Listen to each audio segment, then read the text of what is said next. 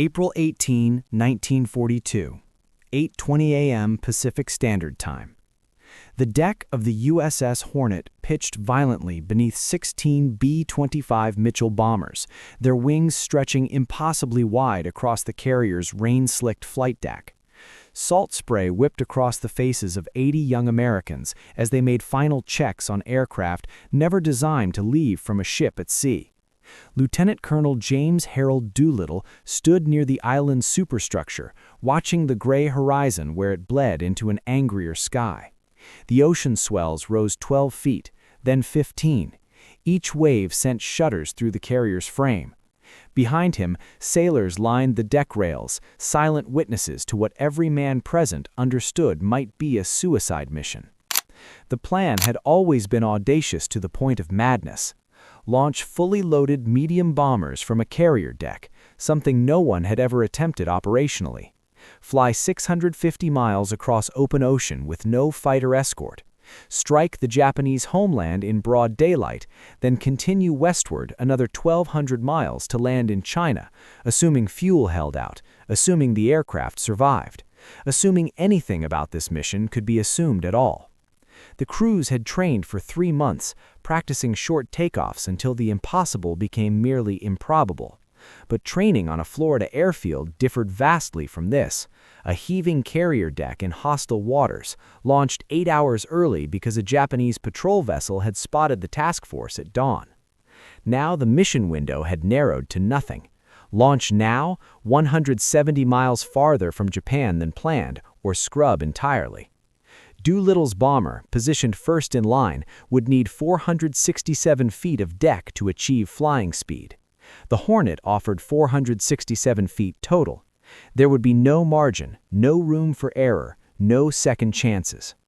He climbed into the cockpit of aircraft 40-2344. The instrument panel glowed dimly in the overcast morning light. 4 fuel tanks, specially installed, carried 1,141 gallons. Every gun turret loaded. 4 500-pound bombs nestled in the bay. The bomber weighed 31,000 pounds, 2 tons over recommended carrier launch weight. The math said it shouldn't work. The physics said it was madness. At 8:20 a.m., the deck officer's checkered flag whipped in the wind. Doolittle released the brakes. The Mitchell lurched forward, engines screaming, metal groaning, the deck disappearing beneath the nose at terrifying speed. For one breathless moment, the bomber hung suspended between sky and sea. Then the air caught under the wings and lifted, and they were flying, impossible and true. The first American bombers ever to strike the Japanese homeland, rising from the Pacific like a fist reaching out of the water. 4 months earlier, the world had changed. December 7, 1941, destroyed any remaining American illusions about distance providing security. The Japanese attack on Pearl Harbor demonstrated with brutal clarity that the Pacific Ocean offered no protection, that isolationism had died with the Arizona, that a new kind of war had arrived, one where aircraft carriers replaced battleships as instruments of national power, where strategic bombing could reshape the psychological landscape of entire nations. In the weeks following Pearl Harbor, Japanese forces swept across the Pacific with a speed that shocked American military planners. Wake Island fell. Guam fell. The Philippines came under siege. Hong Kong surrendered on Christmas Day. Singapore, the supposedly impregnable British fortress, would fall in February, the greatest defeat in British military history. By early 1942, the Imperial Japanese Navy controlled the Pacific from the international dateline to the coast of India. Their carrier strike force had proven itself the most effective naval weapon in history. Their Zero fighters dominated the skies. Their soldiers, veterans of years of warfare in China, had developed a reputation for fanaticism and martial excellence that terrified Allied troops across Asia. The Japanese High Command spoke openly of establishing a greater East Asia co-prosperity sphere, a vast empire that would secure Japan's access to oil, rubber, and strategic minerals while expelling Western influence from the region permanently. American morale plummeted. Newspaper headlines chronicled defeat after defeat. Families with sons in the Pacific Theater received increasingly desperate letters describing shortages, retreats, the sense of fighting a losing war against an unstoppable enemy. The psychological impact proved almost as devastating as the military losses. For the first time in living memory, the American homeland felt vulnerable. California beaches installed blackout curtains. Civil defense volunteers scanned the skies for Japanese bombers. Radio broadcasts spoke in hushed tones about the possibility of West Coast invasion. President Roosevelt understood that military victories take time to achieve, but psychological victories could be manufactured. The American people needed to see their military strike back, needed evidence that the war could be won, needed to know that even Japan, 6,000 miles across the ocean, protected by the world's most powerful carrier fleet, remained within American power. In January 1942, he turned to his military chiefs with a direct question: how soon can we bomb Tokyo? The answers he received were not encouraging. The Army Air Forces possessed no bombers. The plan landed on Doolittle's desk in February. 45 years old, already a legend in aviation circles, holder of both a doctorate in aeronautical engineering and more airspeed records than most pilots dreamed of attempting, Doolittle had spent 2 decades pushing the boundaries of what aircraft could accomplish. He had performed the first outside loop, pioneered instrument flying, proven that aviation could be both a science and an art. He was, in short, precisely the kind of man to lead a mission that violated every principle of sound military planning. Doolittle handpicked his crews from volunteers who knew only that they were training for an exceptionally dangerous mission requiring over-water flying.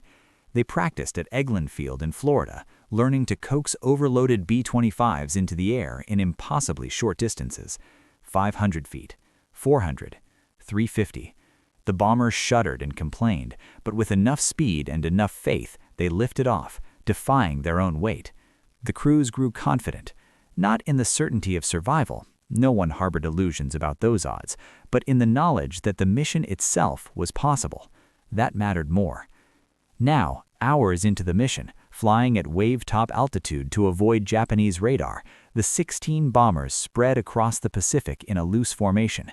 Inside Doolittle's aircraft, navigator Lieutenant Henry Potter hunched over his maps, calculating and recalculating their position based on dead reckoning and airspeed.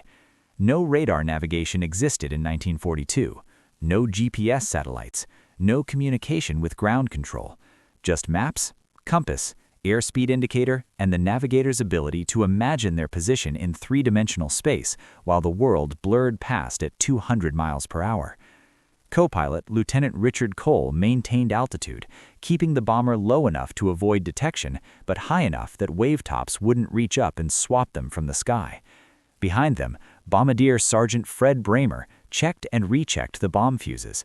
4 500-pound bombs, 3 high explosive, 1 bundle of incendiaries. Not enough to destroy a city, barely enough to damage 1 factory, but enough, Doolittle hoped, to send a message. The other 15 bombers followed at intervals, each crew isolated with their own thoughts, their own fears, their own private negotiations with mortality. Lieutenant Travis Hoover flew second, maintaining visual contact with Doolittle's aircraft. Lieutenant Robert Gray third. Down the line to Captain Edward York in the 16th bomber, each crew understanding that once they left the carrier deck, they were committed. No way back, no possibility of rescue if engines failed over the Pacific.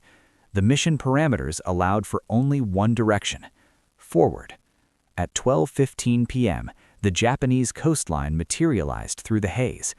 Doolittle climbed to 1,500 feet. Below, Japanese civilians went about their lunch routines, secure in the knowledge that their homeland had never been bombed, that their military's perimeter defense made such attacks impossible. Air raid sirens sat silent. Anti-aircraft batteries remained unmanned. Civil defense preparations existed only on paper. Then the bombers arrived. Doolittle's aircraft crossed the coast at Inubosaki, continuing toward Tokyo Bay. At 12:30 p.m., the city spread before them. Factories, shipyards, power plants, all the infrastructure of modern industrial warfare arrayed like a map. No fighters rose to intercept. No flak darkened the sky. The psychological impossibility of an American air raid had translated into literal military unpreparedness. Japanese citizens pointed at the unfamiliar aircraft, waving, assuming they must be Japanese planes on some training exercise. Some accounts report children waving from rooftops. The bombers, painted with American stars, flew past in broad daylight while a nation convinced of its invulnerability looked up in curiosity rather than terror. Doolittle's bombardier opened the bomb bay doors. The aircraft lurched upward as 2,000 pounds of explosives dropped free. The other bombers followed at intervals, striking pre-planned targets across Tokyo, Yokohama, Osaka, Kobe, and Nagoya. The physical damage would prove minimal. 16 bombers carried too few munitions to inflict serious strategic harm on an industrial power the size of Japan. A few factories damaged, some fires started in residential areas. Casualties numbered in the low hundreds, tragic for the individuals killed, but statistically negligible in a war already claiming thousands of lives daily across Asia and the Pacific. But the psychological damage detonated like a weapon of a different magnitude entirely. For the Japanese military establishment, the raid represented catastrophic failure. The home islands were supposed to be inviolable. The perimeter defense strategy that had guided Japanese military planning assumed that carrier strikes and island bases would keep American power at arm's length indefinitely. Now 16 American bombers had appeared over the capital in broad daylight, dropped their payloads, and vanished westward, while air defenses scrabbled too late to respond. If the Americans could do this once, they could do it again. And next time, they might bring 100 bombers, or 1,000. The Japanese High Command convened emergency sessions. How had the Americans achieved this? Where had the bombers launched from? The obvious answer, carriers, seemed impossible. American carriers could not approach Japan close enough for standard carrier aircraft to reach Tokyo. That the Americans had launched medium bombers from carrier decks never occurred to Japanese planners because the concept violated all doctrine regarding carrier operations. When Japanese intelligence finally pieced together what had happened, the revelation only deepened the wound. The Americans had invented a new form of air warfare, demonstrated capabilities Japanese military thinkers had dismissed as impossible. Within weeks, the Japanese military redirected resources towards homeland defense. Fighter squadrons that might have been deployed to forward bases in the Pacific remained in Japan to guard against future raids. Anti-aircraft batteries multiplied around major cities. Early warning systems received increased funding. But more significantly, the raid influenced strategic decision-making at the highest levels. Admiral Yamamoto, architect of the Pearl Harbor attack, became convinced that the American carriers represented an existential threat that must be eliminated. He began planning an operation to lure the American carrier fleet into a decisive battle where superior Japanese forces could destroy it completely. That operation, planned for early June 1942, would target a small atoll called Midway. For the American public, the raid achieved exactly what Roosevelt intended. Newspapers trumpeted the strike with banner headlines. Radio broadcasts described the impossible mission in detail. The photograph of Doolittle's bomber launching from the Hornet's deck became one of the war's iconic images. Suddenly, the narrative changed. Yes, Pearl Harbor had been a disaster. Yes, American forces continued retreating across the Pacific. But now, Americans knew that their military could strike back, that distance offered Japan no more protection than it offered America, that the war remained winnable. The psychological transformation rippled through American society. War bond sales increased. Enlistment offices reported surges in volunteers. Factory workers spoke about the raid during lunch breaks, drawing motivation from the knowledge that their labor produced the bombers now striking the enemy homeland. The mission's nickname, the Doolittle Raid, entered common parlance, a shorthand for American ingenuity, courage, and the unwillingness to accept defeat even when circumstances appeared hopeless. But the raid's aftermath proved far darker than the headlines celebrated. After bombing their targets, the 16 B-25s continued westward toward China. The early launch, triggered by the Japanese patrol vessel's discovery of the task force, meant they approached the Chinese coast after nightfall in worsening weather, with fuel gauges hovering near empty. The plan had called for landing at Chinese airfields where nationalist forces would provide sanctuary. Instead, the crews flew blind through storm clouds, rain hammering their windscreens, navigation systems useless, fuel running dry.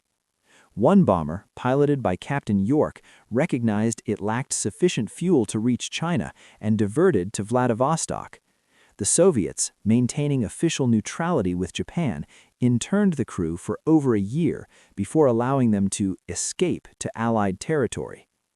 The remaining 15 bombers ran out of fuel over China. Doolittle ordered his crew to bail out into the darkness. They jumped at 8,000 feet, parachuting blind into a Chinese landscape neither they nor their maps understood. Doolittle landed in a rice paddy, uninjured but certain the mission had failed, convinced he would face court-martial for losing all 16 aircraft. He spent the night in a Chinese farmer's home, communicating through gestures, waiting for dawn to reveal whether he had survived only to be captured by Japanese forces that occupied much of eastern China. 73 of the 80 raiders survived the crashes and parachute landings. Chinese civilians and nationalist resistance fighters found them, sheltered them, guided them through Japanese-occupied territory at enormous personal risk. The Chinese people's response to the American crews revealed something profound about the war's moral dimensions. These villagers, themselves victims of Japanese occupation, possessed every reason to turn in the American airmen for reward money or to avoid collective punishment. Instead, they hid the raiders, fed them from their own meager supplies, led them along hidden paths toward free China. The Japanese military's response proved swift and merciless. Enraged that Chinese civilians had aided the American crews, Japanese forces launched what became known as the Zhejiang-Jiangxi Campaign. Over the following months, Japanese troops systematically destroyed villages, executed civilians, and employed biological weapons in the regions where the Doolittle raiders had landed. Historians estimate that 250,000 Chinese civilians died in retaliation for helping the American crews reach safety. Entire villages were razed, fields were poisoned. The campaign represented collective punishment on a staggering scale, a war crime that would be overshadowed by the larger horrors to come, but stood as a testament to Japanese fury over the raid's humiliation. 8 raiders failed to escape China. 2 crews, 10 men, crash-landed in Japanese-occupied territory and were captured. The Japanese military transferred them to Shanghai for interrogation. In August 1942, a military tribunal convened to try the prisoners. The proceedings bore no resemblance to justice. The airmen were accused of bombing schools and hospitals, claims unsupported by evidence. 3 men, Lieutenants Dean Hallmark, William Farrow, and Sergeant Harold Spatz, were sentenced to death and executed by firing squad on October 15, 1942. A 4th, Lieutenant Robert Mader, died of malnutrition and disease in prison. The other 4 spent 40 months in solitary confinement, subjected to interrogation and maltreatment, surviving on near-starvation rations until the war's end. When Doolittle learned of the executions, he reportedly wept. The raid's success had cost Chinese civilian lives and American prisoner lives in proportions that no pre-mission planning had anticipated. Yet the strategic calculus remained unchanged. The raid had accomplished its psychological mission. It had altered Japanese strategic planning in ways that would prove decisive at Midway. It had demonstrated American reach and American will. The price, measured in lives. Before departing for the raid, Doolittle had been a lieutenant colonel, a temporary wartime rank holding little emotional significance. He expected to return to reserve status once the war ended, assuming he survived. But when he met President Roosevelt at the White House after making his way back to the United States via India, Burma, and the Middle East, Roosevelt presented him with the Medal of Honor and promoted him to Brigadier General, skipping the rank of colonel entirely. The president pinned the stars on Doolittle's uniform personally, and in that moment, the impossible mission's validation became complete. But Doolittle kept his old aircraft commander wings, the simple silver wings he had worn during the raid. In later years, when asked about the raid's significance, he would touch those wings and speak not of the bombing damage inflicted on Japan, but of what the mission represented. The refusal to accept that any target lay beyond American reach, that any mission stood too dangerous to attempt, that early defeats determined final outcomes. The wings became his reminder that strategic advantage often emerged not from superior numbers or better position, but from the willingness to attempt what rational analysis deemed impossible. Other symbols emerged from the raid's mythology. The B-25 Mitchell bomber itself became iconic, associated forever with low-level attack missions and the Doolittle raid's particular form of courage. More than 10,000 B-25s would be built during the war, serving in every theater, proving themselves reliable workhorses of medium-range bombing campaigns. But the first 16, those that launched from the Hornet's deck, occupied a different category. Artifacts of an unrepeatable moment when desperation and innovation combined to produce something unprecedented. Perhaps the most powerful symbol existed in the Chinese villages that sheltered the raiders. Years after the war, American veterans of the Doolittle raid began traveling back to China, seeking the civilians who had saved their lives. They found villages still marked by Japanese retaliation, families still mourning relatives killed for the crime of showing mercy to strangers. The veterans established funds to assist these communities, raising money for schools and medical clinics, attempting to repay a debt that could never be fully satisfied. In those meetings between aged American veterans and Chinese civilians who had risked everything to help them, the raid's true meaning emerged, not as a tactical bombing mission, but as a moment when ordinary people made choices that revealed the war's moral architecture. The annual reunions of Doolittle's raiders became legendary in military circles. Each year, the surviving members gathered to open a bottle of cognac from a collection purchased in 1942. The bottles bore the names of all 80 original raiders. When a raider died, the survivors would gather, turn that man's silver cup upside down in a special case, toast his memory, and continue. The ritual, solemn and profound, acknowledged both the mission's cost and its endurance. The last public reunion occurred in 2013, when only 4 raiders remained alive. In November 2013, the 3 surviving raiders, Lieutenant Colonel Richard Cole, Lieutenant Colonel Edward Saylor, and Staff Sergeant David Thatcher, conducted the final toast. They opened the 1896 Hennessy cognac, poured it into the silver cups bearing their names, and drank to the memory of their 77 brothers who had preceded them into history. The bottle, the cups, the ritual, all symbolized what the raid represented in American military mythology, that some missions transcend their tactical objectives, that courage compounds across generations, and that the impossible only remains impossible until someone attempts it. The strategic consequences of the raid extended far beyond morale and symbolism. At Midway, 6 weeks after the Doolittle raid, Japanese forces attempted to lure the American carrier fleet into a decisive confrontation. Admiral Yamamoto's plan called for overwhelming force, 4 carriers against what he believed would be at most 2 American carriers. But American codebreakers had intercepted Japanese communications, and Admiral Nimitz positioned 3 carriers, Enterprise, Hornet, and Yorktown, in ambush position northeast of Midway Atoll. On June 4, 1942, American dive bombers struck the Japanese carriers during a 5-minute window when their flight decks were crowded with aircraft being rearmed. 3 carriers, Akagi, Kaga, and Soryu, exploded into flames. A 4th, Hiryu, was destroyed later that day. Japan lost 4 fleet carriers, their most experienced aviators, and the strategic initiative in the Pacific. The disaster proved so complete that the Japanese Navy never recovered. Historians debate endlessly whether the Doolittle raid influenced Yamamoto's decision to attack Midway. The evidence suggests it did. Yamamoto's operational plan explicitly mentioned the need to extend Japan's defensive perimeter to prevent future carrier raids on the homeland. The urgency that drove the Midway operation, the willingness to risk Japan's carrier fleet in a single decisive battle, reflected the psychological impact of seeing American bombers over Tokyo. In that sense, the raid's 16 bombers accomplished something no rational pre-mission analysis could have predicted.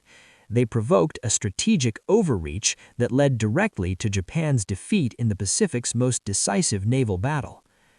The technological and tactical innovations developed for the raid rippled through subsequent military operations. The concept of carrier-launched medium bombers never repeated. The specific circumstances that made it possible at Doolittle's raid were unique, but the raid demonstrated that carrier access could serve as mobile launch platforms for strategic bombing, a concept that would evolve into modern carrier warfare. The raid's emphasis on long-range strike capability influenced post-war bomber development. In the war's final years, as American B-29 superfortresses firebombed Japanese cities with impunity, Doolittle's raid receded into historical footnote status. The strategic bombing campaign unleashed by Curtis LeMay dwarfed the raid's modest damage. Single bombing missions in 1945 killed more civilians than died in all of 1942's raids combined. Tokyo burned again, this time under thousands of incendiary bombs dropped from aircraft so high that Japanese defenses could barely reach them. The atomic bombs that destroyed Hiroshima and Nagasaki represented the logical endpoint of strategic bombing theory: total destruction delivered from unreachable altitude. Yet the Doolittle raid never lost its symbolic power. Even as later raids inflicted catastrophic damage, even as the atomic age rendered conventional bombing obsolete, Americans remembered those 16 B-25s struggling into the air from the Hornet's deck. They remembered because the mission represented something beyond military efficiency, beyond strategic calculation. It represented the moment America stopped retreating and started attacking, the moment impossibility became achievement, the moment courage trumped logistics. Doolittle himself struggled with the raid's mythology. In his later years, when journalists asked about his greatest accomplishment, he often spoke about his work on aviation fuel or high-speed aerodynamics rather than the Tokyo raid. He understood that the raid's strategic value had been primarily psychological, that the physical damage inflicted barely registered as a footnote to Japan's industrial capacity. He never fully resolved his feelings about the Chinese civilians killed in retaliation, the raiders who died in Japanese custody, the cost-benefit analysis that traded lives for morale. But he understood, perhaps better than anyone, that war operates on multiple levels simultaneously, that psychological victories sometimes prove more decisive than tactical ones, that changing a nation's belief about what is possible can reshape the war itself. The mission's impossibility had been its strength. If rational analysis had governed the decision, the raid would never have been attempted. The risks were too great, the potential damage too minimal, the likelihood of total loss too high. But Roosevelt understood something that pure military logic missed, that people fight wars, and people need hope more than they need perfect tactical planning. The raid gave Americans hope when hope seemed foolish. It gave them evidence that their military could innovate, could strike back, could win. That evidence, intangible and unquantifiable, might have been the raid's greatest accomplishment. Lieutenant Colonel Richard Cole, Doolittle's co-pilot on aircraft 40-2344, lived until 1919, the last surviving member of the raid. In his final years, he spoke at military ceremonies and veteran gatherings, carrying the mission's memory forward into a century that had forgotten most of World War II's details. When asked what the raid meant, Cole would describe the moment Doolittle's bomber left the carrier deck, the instant of uncertainty before the air caught under the wings, the split second when physics could have failed and sent them plunging into the Pacific.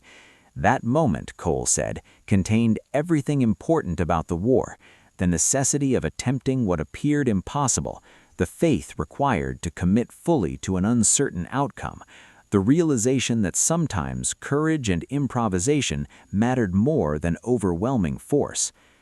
The silver cups bearing the raiders' names rest now in the National Museum of the U.S. Air Force at Wright-Patterson Air Force Base in Ohio. All 80 cups stand inverted, their final toast completed.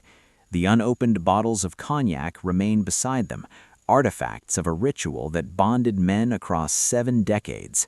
Visitors stand before the display, reading the names, calculating the ages.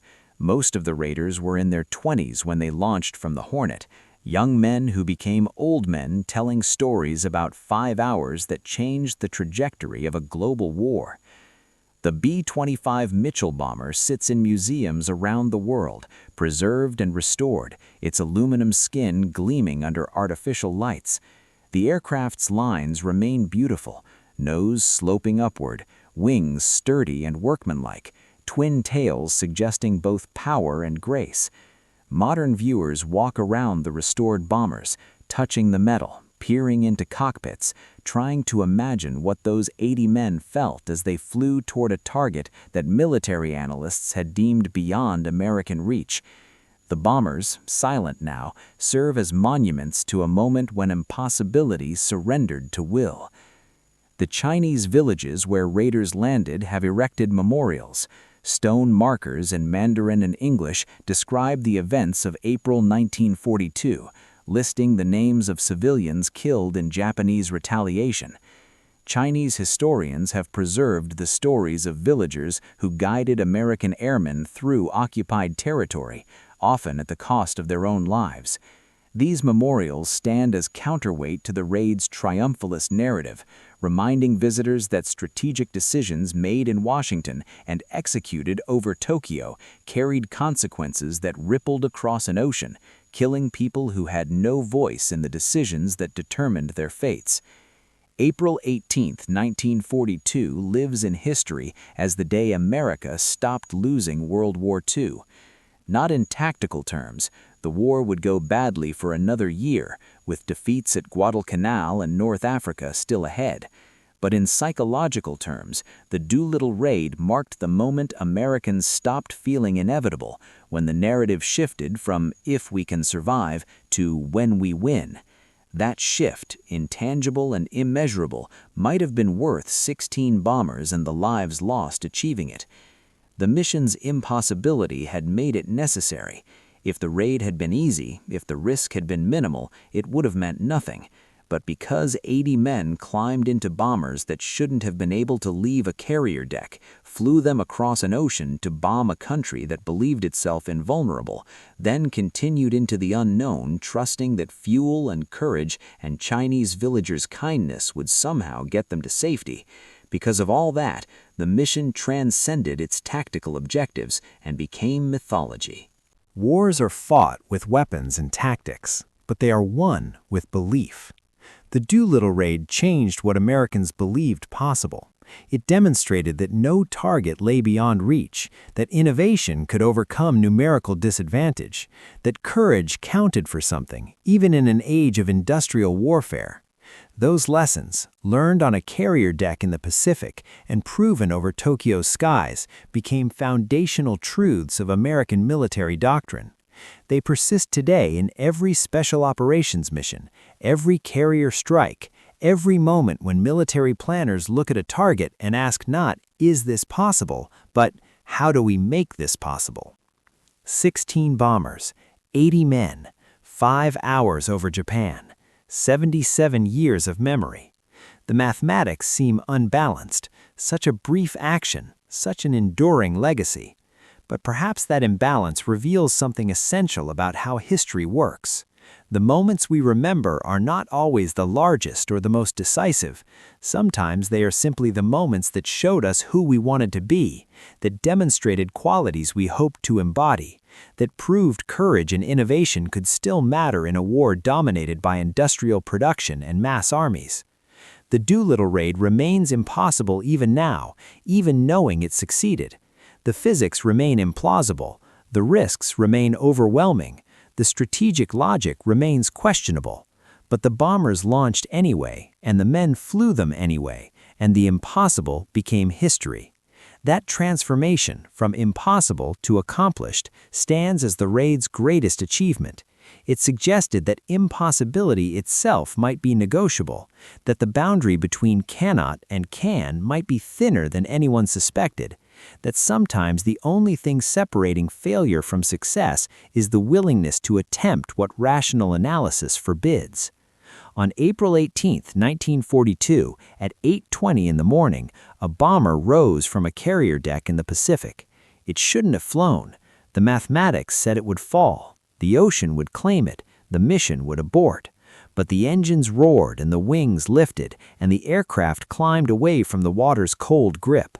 That moment, when impossibility yielded to achievement, when mathematics surrendered to will, that moment contained everything that followed.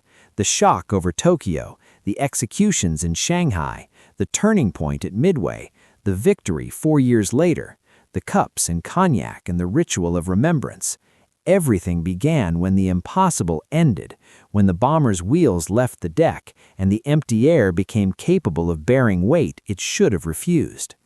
The mission changed the war, but more than that, it changed what Americans believed the war could be, and belief, in the end, might be the most powerful weapon of all.